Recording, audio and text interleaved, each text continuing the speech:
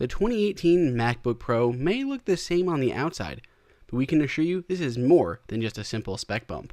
Welcome everyone, it is Andrew for Apple Insider, and this is a review of the 2018 15-inch MacBook Pro base model.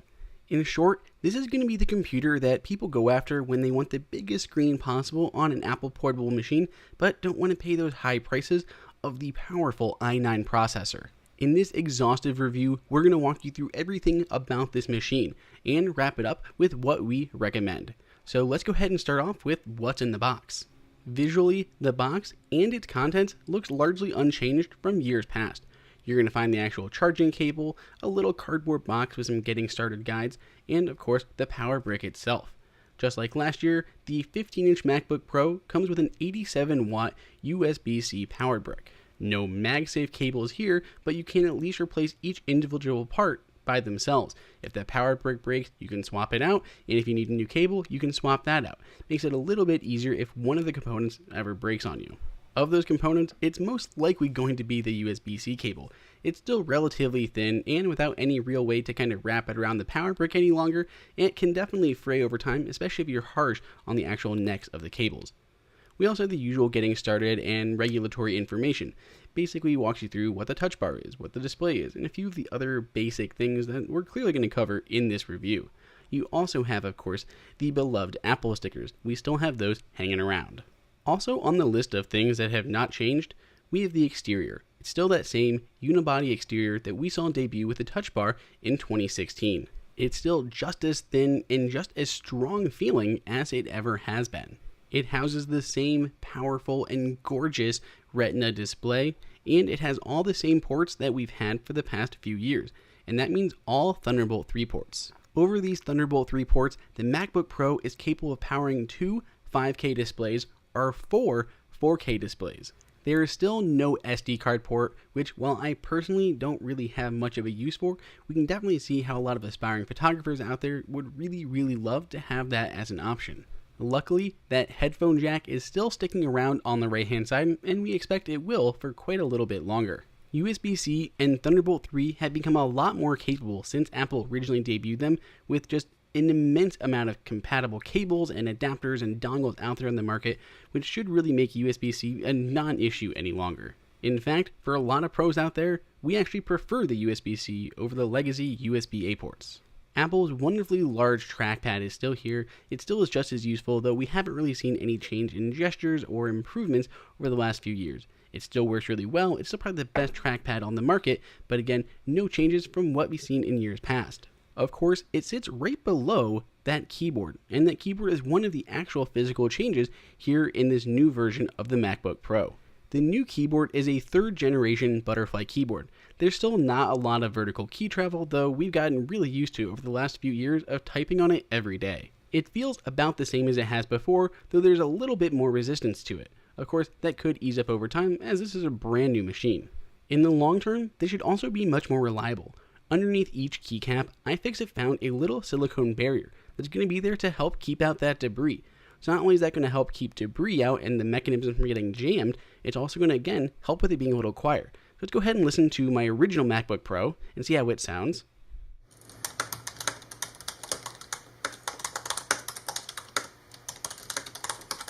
Now let's compare it to the brand new 2018 15-inch MacBook Pro.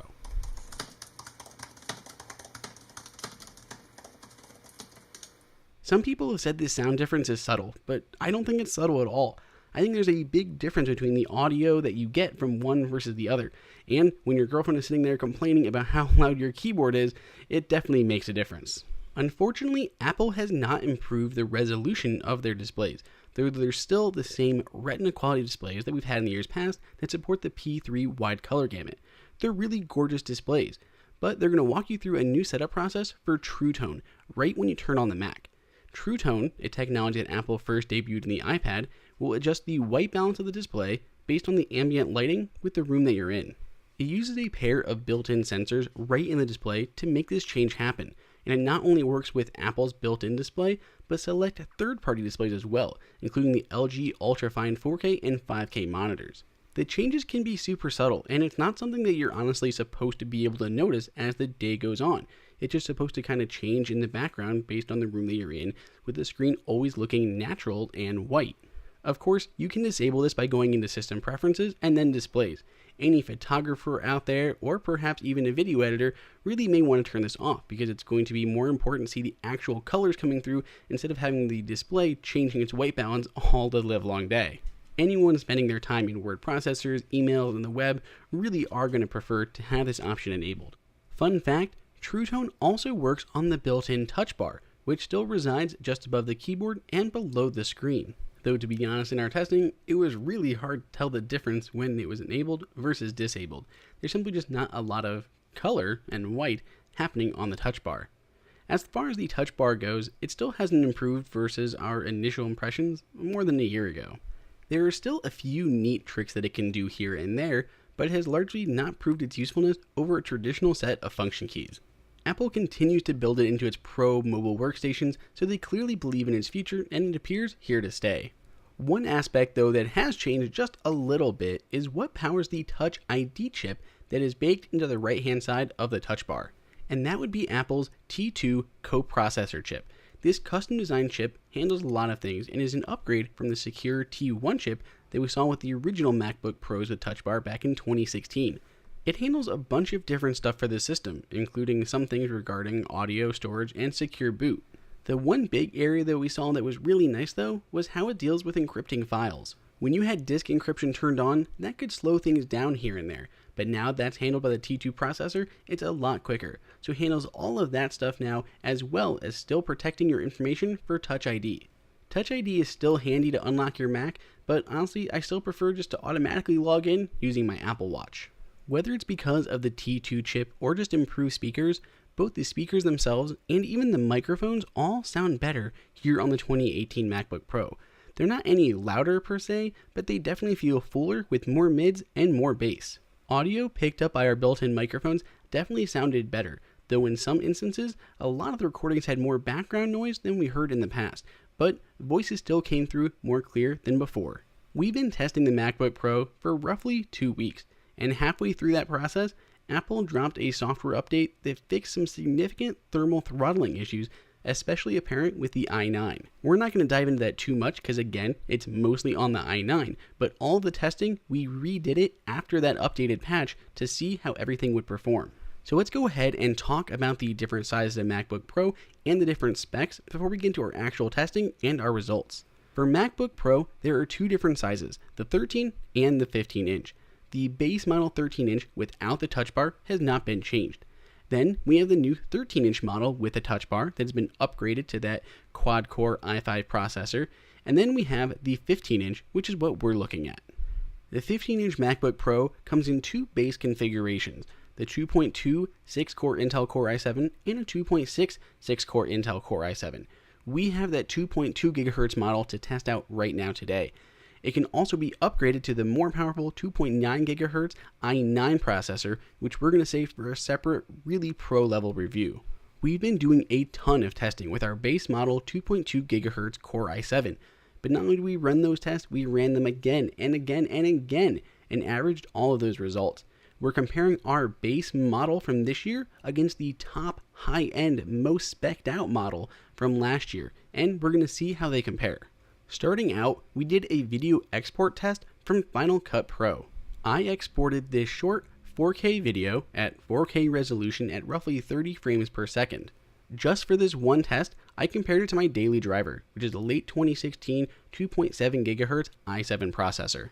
The results were honestly substantial. When I compared the two, my older late 2016 model actually took 50% longer to render the same file as the new 2.2 GHz base model. I was definitely questioning things a little bit beforehand, but after I saw this huge rendering difference in Final Cut Pro, it makes me consider wanting to upgrade to these new models. The results were even more impressive when we turned to Geekbench 4 and the Cinebench R15 tests. Starting out with what was least impressive, the OpenGL graphics test inside a Cinebench R15. The AMD Radeon Pro 550X is not all that different from last year's graphics, and that's apparent in our test results. After running the test on our new MacBook Pro 4 times back to back to back to back, we averaged 88.96 FPS.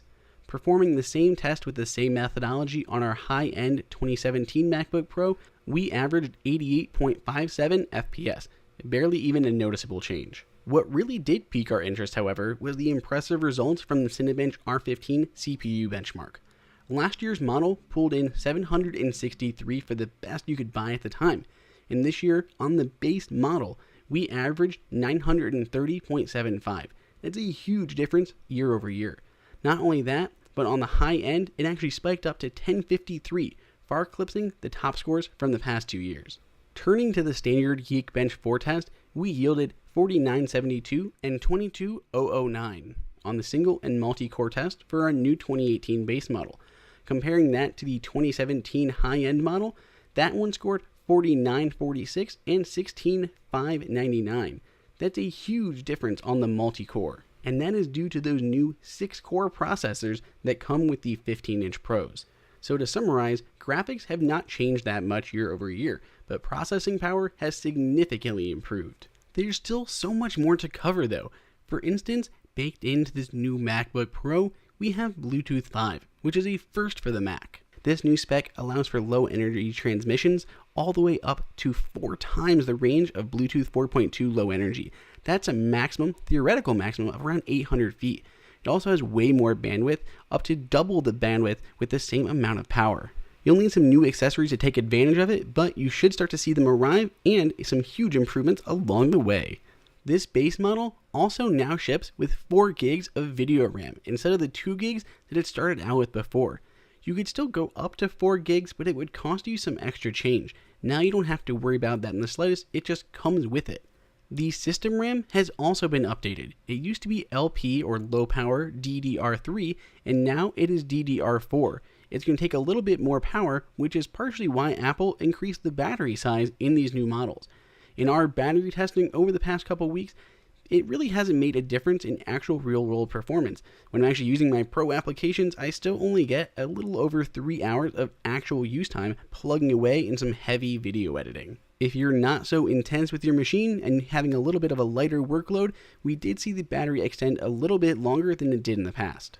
These new models also support Hey Siri, which is partially because of that T2 chip. This is actually really handy because you can ask her to open different folders, go to different websites, and it works in a modal instead of taking over your whole screen like it does on iOS. We're also kind of excited for macOS Mojave, where we'll actually be able to control our home and HomeKit from Siri. Our biggest problem was just knowing which device Siri would pop up on when we queried for her. Alongside the MacBook Pros, Apple updated a few different accessories, including partnering with Blackmagic on an official, more or less, eGPU unit, which can really increase your graphics powers, and we saw a new leather sleeve just for the latest MacBook Pros. These leather sleeves are kind of a polarizing item. I mean, you did spend that much on your laptop, so what's spending a little bit more to make sure that it's protected? And since it's made by Apple, you can know that it's high quality. It's made out of really nice European leather and fits the MacBook Pros like a glove. It comes in a few different colors and again, just works really well with MacBook Pro. It fits in perfectly, comes on and off easily while still staying snug. It has a really nice finish on it that's going to allow most water to kind of pill off and roll off the side, but it still should develop a really nice rich patina the more that you use it. It's also pretty much as slim as you can get when it comes to an official MacBook case of any kind. And honestly, I prefer using a sleeve instead of an actual case that clips on to the MacBook Pro itself. It also gives it more or less a little bit of a pad to rest on whenever you have it out in the field. To summarize this review, Apple has done an amazing job with the latest MacBook Pros. They are faster than ever, they are still elegantly designed, super slim, and come with macOS Mojave just around the corner. They're going to be even more powerful software-wise than they ever have been in the past. I know a lot of people want that larger screen, so they don't want the 13-inch MacBook Pro, which leaves them with this base model, and they can feel more comfortable than ever that they're going to get a machine that's worth what they paid for. It is improved across the board and kind of feels like where the Mac should have been a year or so ago. Performance is exceptional. It has features that I kind of wished would have been here before, including the Hey Siri and the True Tone display. Even USB-C has become mainstream enough that you're going to have any sort of cables and adapters you need pretty much readily available. And many new products, including hard drives and other accessories, all come with USB-C out of the gate, so it should really make buying anything new even more accommodating. Other than the few outliers that really need that high-end processing power of the i9, the new 15-inch base MacBook Pro could be the perfect one for anyone who wants a capable machine with a larger display. If you enjoyed this video, like it and hit that subscribe button. Also, check out our price guide, which makes it extremely easy to find the best deals on Apple products updated daily. Be sure to follow us on social media, and we'll see you in the next video.